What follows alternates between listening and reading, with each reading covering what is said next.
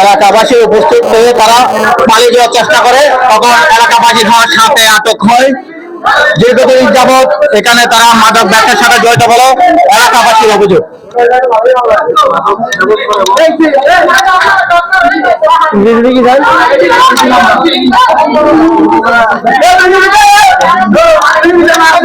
আমি জানের বয়ে আমার বাচ্চার জানের বয়ে আমি ওখানে লুকাইছি।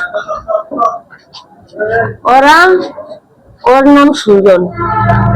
ওই ছেলেটা আমারে অনেকদিন আগে হুমকি দিছিল যে ওর সামলা দেওয়ার লেগে। আমি বলছি যে আমি পারবো না, আমি ভাত বেচে ভাত খাই, আমার দুটা ছেলে মাদ্রাসায় পড়ে, ঘর ভাড়া দেই, দোয়ান ভাড়া দেই, আমি পারতাম না ভাই, তোরা দিতাম। চান্দা চাইছে।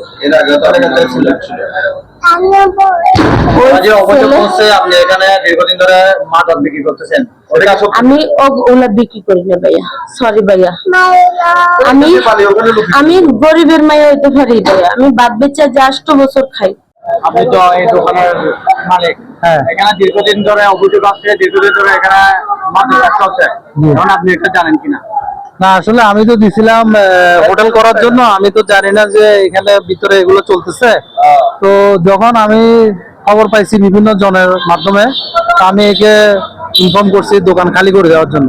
আমাদের এই চারপাড়া মোড়ে এই একটা ভাতের হোটেল আছে, এখানে প্রতিদিন বাবা ওখানে বিক্রি করে, প্রতিদিন ঝগড়াঝাটি হয়। এখানে বাসের ড্রাইভাররা আসে, এখানে ভিড় করে, পুরো এলাকার মানুষ সমাজ, পুরো সমাজটাও নষ্ট করে ফেলছে একজনে। ওর নাম দসিম, এখন ওরা পুরো সমাজ মানে পুরোটা নষ্ট বানিয়ে ফেলছে। এখানে তো সবসময় দেখতেছি মাদক, মানে গাঁজা, ইয়াবা নিয়ে সবসময় কি ব্যস্ত থাকে, সবসময় দুর্ঘটনা ঘটে। এখানে কেউ প্রতিবাদ করতে পারতেছে না, কারণ এখানে চাল্লা দিচ্ছে, ভালো ভালো মানুষ আসা এখানে চাল্লা দিচ্ছে দেখতেছি।